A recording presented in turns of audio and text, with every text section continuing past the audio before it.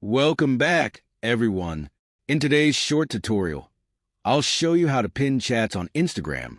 Make sure to watch until the end, and don't forget to like this video and subscribe for more helpful tips.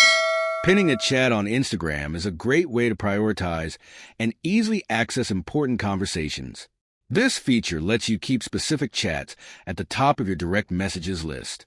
To get started, open the Instagram app on your mobile device.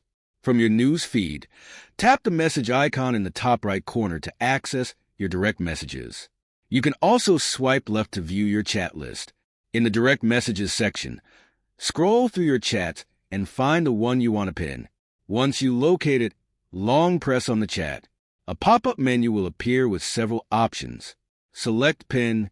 After you choose Pin, the chat will move to the top of your direct messages list and will stay there until you decide to unpin it. If you don't see the pin option, make sure you have the latest version of the Instagram app.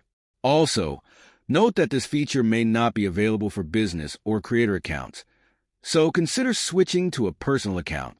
And there you have it. You've successfully pinned a chat in Instagram direct messages. If you found this video helpful, please give it a like and subscribe for more tutorials and tips.